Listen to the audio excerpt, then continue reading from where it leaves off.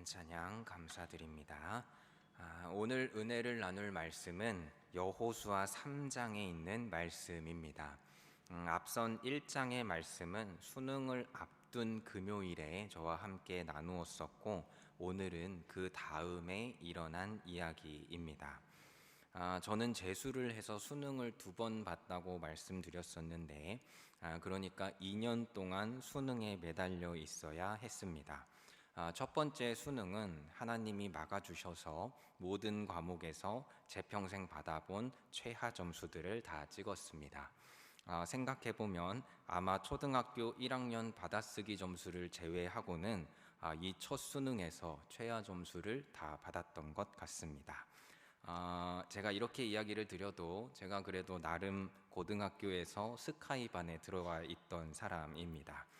제 위에 공부를 잘하는 친구들이 학원을 간다고 이 스카이반에서 빠져서 밀려 올라가긴 했는데, 그래도 어쨌거나 스카이반이었습니다. 그러다가 최하 점수들을 받고 재수를 했으니 다시 공부를 했던 1년이 저에게는 꽤나 긴 시간이었고, 그렇게 수능 공부를 했던 총 2년의 시간은 저에게는 꽤나 인상 깊게 기억이 되던 그런 시간입니다. 그런데 제가 그 수능을 본 지가 벌써 15년이 지났고, 생각해보면 지난 15년이 얼마나 빠르게 흘렀는지도 잘 모르겠습니다. 지난주 목요일에 수능이었으니까 올해 수능도 불과 일주일도 안 된 일일 건데, 이 일이 얼마나 빨리 지나갔는지 우리에게는 벌써 한참 된 오래전 일 같기도 합니다. 우리 고3들도 수능이라는 시험을 통해서 그동안의 학업들을 잘 마무리했을 텐데, 우리가 한 가지 알고 있는 게 있습니다. 이 시험이 끝이 아니라 새로운 땅으로 나아가는 시작이 될 것이기 때문에 여기서부터 시작되는 그 다음도 아주 중요하다는 것을 놓쳐서는 안 될 것입니다. 하나님을 믿는 우리들은 당연히 그 새로운 땅을 향하여 나아갈 때 말씀과 함께 나아가야 하는데, 그러기 위해서 오늘 말씀을 통해서 어떤 마음으로 나아가야 하며 또 어떤 것을 준비해야 하는지를 살펴보고자 합니다. 지난번에 살펴본 여호수아 1장을 기억해 보면 여호수아는 이스라엘의 지도자가 된다는 두려움과 또 새로운 땅으로 들어가야 한다는 그 부담을 가지고 있었습니다. 여호수아가 그 새로운 땅에 있는 거인들을 무서워했다는 것이 아니라 그 땅에 함께 가야 할 그 사람들이 불안했던 것입니다. 지금 함께하고 있는 이스라엘 백성들은 애굽을 실제로 본 적도 없지만 막연하게 애굽을 동경했던 사람입니다. 자꾸만 그 땅으로 돌아가고자 하는 그 습관들이 남아 있었는데, 성경을 보면 이건 하나님의 구원을 잊어버리려는 습관처럼 묘사가 되곤 합니다. 하나님의 구원과 하나님의 능력을 무시하고 애굽으로 가고 싶어 했기 때문입니다. 이런 이스라엘 백성들을 데리고 이제 가나안으로 들어가야 하는 겁니다. 모세라고 하는 최고의 선지자의 뒤를 이어서 지금 이런 백성들을 데리고 새로운 땅으로 가야 한다라는 것이 이 여호수아가 직면했던 문제였던 겁니다. 그런 상황이라면 누구나 걱정이 앞설 것이고 풀어나가기가 쉽지 않다라고 느꼈을 겁니다. 이미 가나안을 정탐해봤던 여호수아의 입장에서 볼 때 지금 이 사람들을 데리고 거길 다시 간다면 가나안 정복을 시작하기도 전에 다 두려움에 휩싸일 것이다 라고 생각할 수도 있었을지 모르는 일입니다. 이런 혼란스러운 상황을 맞닥뜨리고 있을 때 그때 하나님께서 여호수아를 만나 주셨습니다. 가나안을 앞에 두고 하나님을 만났는데, 하나님이 위로해 주시고 안아 주시고 할 수 있다고 응원해 주시면서 달래 주신 게 아니라 오히려 강하게 명령을 하십니다. 우리가 성경을 볼 때는 이걸 글자로 보니까 살짝 현실감이 없게 받아들여지기도 하는데, 여호수아 1장에 기록된 말씀들은 명령문이었습니다.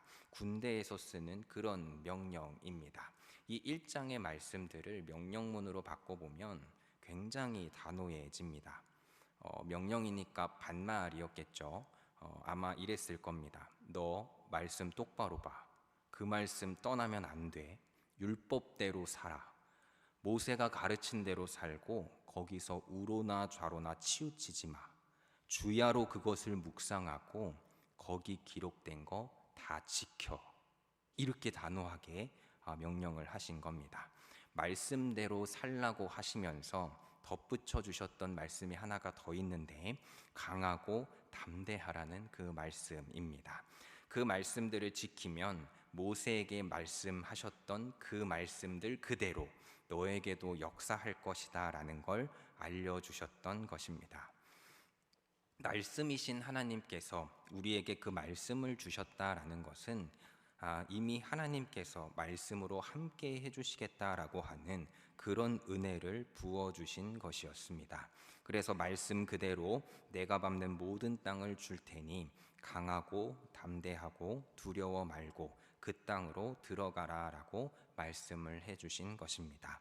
그러면 내가 어디로 가든지 내 하나님 여호와가 함께 하시겠다라고 약속을 해주셨다라는 겁니다.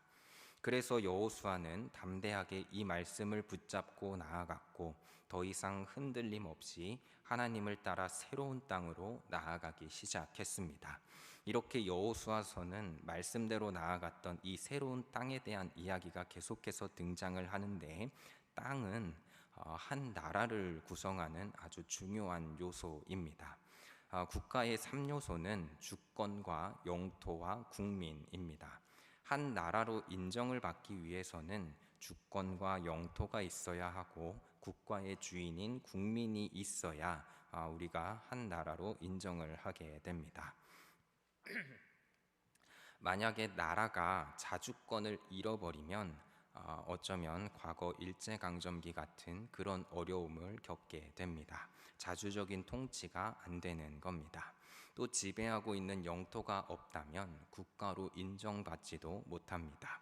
실제로 땅이 없이 국가로 인정받기를 요구하는 집단들이 있다고는 하는데 국제사회에서 인정을 해주지를 않습니다. 또 주권도 있고 땅도 있지만 그 국가의 주인이 없다면 그걸 국가로 볼 수가 없습니다. 그 국가의 주인이 분명하게 있어야 그 땅과 그 땅의 통치권이 머무르는 그런 곳을 우리가 어떤 국가다라고 인정을 할 수 있다라는 것입니다. 하나님 나라도 비슷하지만 조금은 다릅니다. 세상의 나라들처럼 하나님 나라의 3요소라고 우리가 비교를 해본다면 주권은 하나님의 주권이 있을 거고 영토는 하나님의 통치에 속한 모든 영역을 의미합니다. 또 마지막으로 그 국가의 실제적인 주인이 필요한데 세상에서는 나라의 주인을 국민이라고 하지만 하나님 나라의 주인은 하나님이시면 충분한 겁니다. 세상의 나라들은 국가의 주인이 국민이라고 하지만 하나님 나라의 주인은 하나님으로서 이미 완벽하기 때문입니다. 다만 우리를 그 나라의 백성으로 삼아주시고 그 나라에 속하게 하신 것이 우리에게 베풀어 주신 은혜가 되는 것입니다. 그 하나님 나라를 어떻게 주시는가 하는 이야기가 오늘 가나안 정복을 통해 나타나고 있습니다. 지금 여호수아는 가나안에 속한 여러 국가들과의 전쟁을 앞두고 있었습니다. 국가들 사이에서 전쟁을 앞두고 있는데 이 전쟁 준비와 이 전쟁의 양상들이 우리가 상상하는 것과는 전혀 다른 것을 보게 됩니다. 앞서 이야기한 대로 주권과 영토와 국민이 있어야 한 국가가 형성이 되는데 그렇다면 일반적으로 전쟁이라고 하는 건 이 셋 중에 하나를 빼앗기만 해도 이기는 것입니다. 가나안에 쳐들어가서 가나안 거민을 포로로 삼아 주권을 빼앗아도 그 국가를 빼앗는 것이 된다라는 겁니다. 또 가나안 거민들을 몰아내고 그 땅만 차지해도 이 전쟁은 승리하게 된다는 겁니다. 전쟁을 이길 수 있는 방법에는 이렇게 다양한 방법들이 있었을 텐데 지금 가나안의 새로운 땅을 차지하는 이 전쟁에서는 전혀 다른 방법들이 제시되고 있다는 겁니다. 하나님 나라와 세상 나라들의 국가관이 다르듯이 이 하나님이 통치하실 나라는 하나님의 방법대로 만들어가게 하셨기 때문입니다. 그런데 문제는 지금 전쟁을 해야 할 이스라엘 백성들도 그 방법을 모르고 있었다라는 겁니다. 오늘 본문 1절에 보면 사울 후가 되어서 이스라엘의 관리들이 백성들에게 방법을 전달해 줍니다. 이미 1장에서는 죄송합니다. 1장에서는 사람들에게 사흘 안에 너희가 요단을 건너가게 될 거다라고 말했는데, 시간이 지난 오늘 말씀에서는 사흘 후라고 이야기를 하고 있는 겁니다. 사흘 후라고 하는 건 이미 하나님이 예고하신 이 시간들이 꽉 찼다라는 의미였습니다. 군대를 다녀오신 분들은 아시겠지만 군대에서 가장 많이 하는 훈련 중에 하나가 전준태라고 하는 훈련입니다.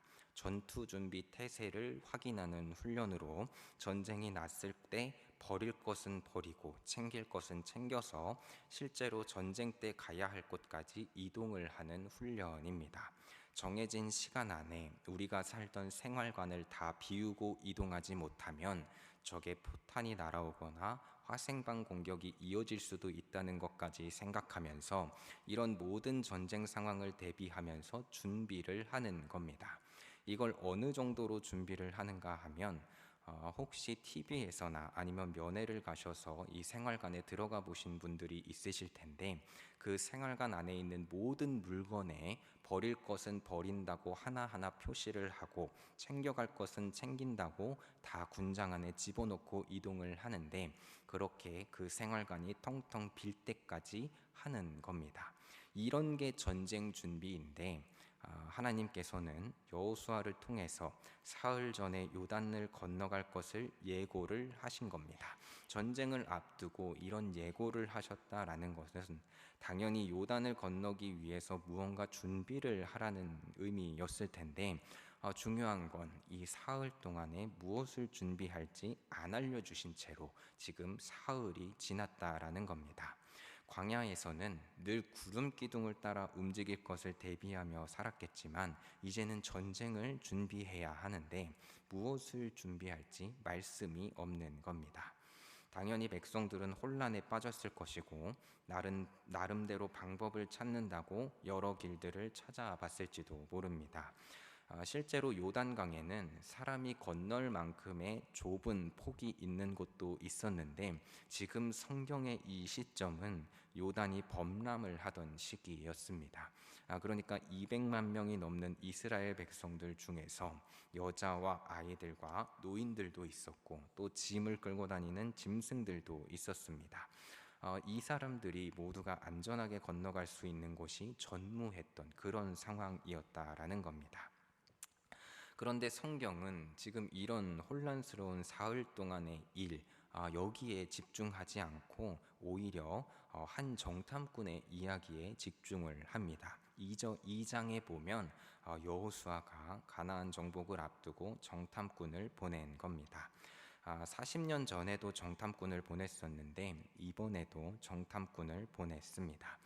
그런데 이번 정탐꾼은 40년 전과는 전혀 다른 결과를 가지고 돌아오게 됩니다. 40년 전에는 많은 수의 거인을 보고 와서 겁에 질리게 했다면, 이번에는 한 명의 여인을 통해서 하나님이 함께 하심을 알게 해주신 것입니다. 거기서 만난 이 한 여인 라합이라고 하는 이 여인의 말을 들어보니까 여호와께서 애굽에서 구원하신 것과 또 홍해의 물을 마르게 하신 것과 아모리 사람의 왕들을 전멸하게 하신 그 일들을 이미 알고 있다는 겁니다. 하나님이 누구신지 그 땅에 알려졌더니 그 소식 때문에 가나안은 이미 난리가 나 있었습니다. 성경에서는 가나안 사람들이 그 소식을 듣자 마음이 녹았고 사람이 정신을 잃을 정도였다라고 기록을 합니다. 그러면서 라합은 너희의 하나님 여호와는 위로는 하늘에서도 아래는 땅에서도 하나님이신 것을 고백하기까지 합니다. 40년 전에는 거인을 보고 실패했던 정탐이었는데 이번에는 하나님을 믿는 한 여인을 통해서 하나님이 함께 하신다라고 하는 것을 확신하고 돌아오는 아주 중요한 기회가 되었던 것입니다. 이렇게 여호수아 1장과 2장에서는 계속해서 하나님이 함께 해주신다라는 것을 계속해서 보여줍니다. 여호수아 개인적으로도 모세와 함께 하시는 하나님이 나와도 함께 하신다라는 것을 알았고, 이스라엘 온 백성들도 이 돌아온 정탐꾼을 통해서 하나님이 함께 하신다는 것을 알게 되었습니다. 그동안 이스라엘 백성들이 생각할 때에 매일 보는 구름 기둥이고 매일 보는 불 기둥이고 매일 먹는 만나에다가 또 매일 보는 그런 성막이었을 겁니다. 그 은혜가 너무 익숙해져서 하나님의 임재가 새롭지 않았다라는 겁니다. 어쩌면 우리도 비슷한 익숙함을 느끼고 있을지 모릅니다. 매주 반복되어 습관처럼 되어버린 예배, 2000년 동안 바뀌지도 않는 오래된 성경 말씀. 젊은 사람들이, 세상에 있는 젊은 사람들이 보기에는 기성교회들이 더 이상 새롭지도 않은 것 같고 흥미롭지도 않고 낡은 관습들만을 고집한다라고 여길지 모르지만, 오늘 말씀해 보니까 오늘 이스라엘 백성들은 이 정탐을 통해 한 가지 배운 게 있었습니다. 거기에 그 오래된 거기에 세상을 이길 능력이 있다라는 것을 발견한 것입니다. 사흘이 다 지나고 왜 하나님이 말씀이 없으실까? 왜 하나님이 더 이상 말씀하지 않으실까 돌아봤더니 이미 우리 안에 이 세상이 감당하지 못할 말씀과 능력이 함께하고 있다라는 것을 알게 된 겁니다. 하나님과 함께하는 것, 하나님과 동행하는 것만이 이 세상을 살아가는 유일한 길이고 진리라는 것을 이 오늘 말씀을 통해 마주하게 된 것입니다. 여호수아가 이걸 확인하게 된 순간 더 이상 주저하지 않습니다. 지난 사흘이 꽉 찰 동안 특별한 전쟁 준비도 없었는데 여호수아는 이제 하나님이 함께 하시면 된다라는 것을 분명하게 고백하기 시작합니다. 단순히 머리로 알고 이 말씀을 귀로 듣던 데서 만족한 것이 아니라 이제 온몸으로 그 말씀을 따르기로 작정하고 선포해 버립니다. 오늘 말씀 3절에 보면 이스라엘 진중으로 두루 다니면서 모든 백성들에게 명령하기를 레위 사람 제사장들이 너희 하나님 여호와의 언약궤 매는 것을 보거든 너희가 있는 곳을 떠나 그 뒤를 따르라라고 명령을 한 겁니다. 다른 어떤 무기를 새롭게 준비할 필요도 없고 오직 언약궤를 따르라는 것이었습니다. 이전에는 구름 기둥과 불 기둥을 따라 움직였다면 이제는 하나님을 직접 바라보라라고 하는 의미였습니다. 더 이상 저 멀리 솟아있는 구름 기둥을 쳐다볼 필요가 없었습니다.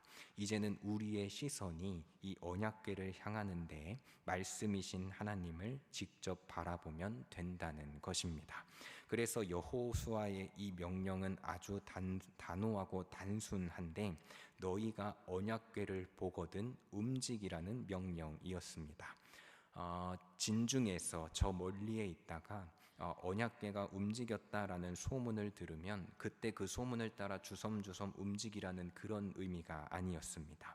너희가 직접 보고 하나님이 언제인지는 모르지만 저 언약궤를 움직이게 하실 그때에 너희가 그 목격자가 되라고 명령을 한 것입니다. 우리의 시선과 우리의 마음들이 하나님을 향하여 있어서 하나님의 역사하심도 직접 보고 그때에 너희는 스스로 움직여 그 말씀을 따라 행하라라고 명령을 했던 것입니다. 이미 이때부터 이스라엘 백성들은 하나님의 성막과 그 성막 안에 있는 언약궤에 집중하기 시작했습니다. 나중에 언약궤가 움직여지고 나서 2000규빗 앞장서 갈 때에 그때 언약궤를 눈여겨본 것이 아니라 이때부터 지금부터 하나님의 언약궤를 향하여 있으면 여호와께서 너희가 행할 길을 알려주실 것이고 또 너희 가운데에 기이한 일들을 행하실 것이다 라고 말씀하셨기 때문입니다. 그래서 여호수아는 하나님의 기이한 일을 마주할 준비를 하라면서 너희 자신을 성결하게 할 것도 명령합니다. 하나님의 역사는 깨끗한 사람한테만 나타나는 그런 제한적인 능력은 아닙니다. 하나님이 원하시면 언제 어디서든지 그 능력은 제한되지 않지만 그 기이한 일을 마주할 때에 나 자신이 준비되어 있지 않는다면 내가 그 역사를 오해할 수 있기 때문입니다. 누가복음에 보면 10명의 나병 환자가 병 고침을 받지만 하나님께 영광을 돌리던 사람은 하나였는데, 이처럼 우리가 성결하지 않으면 하나님의 역사를 경험해도 깨닫지 못할 수 있다라는 경고이기도 했습니다. 그래서 여호수아 이 말씀처럼 늘 성결해야 한다라는 겁니다. 여호수아가 이렇게 백성들에게 알리고 온 백성들이 자기 자신을 성결하게 그렇게 준비하고 있을 때 여호수아는 계속해서 말씀대로 나아갑니다.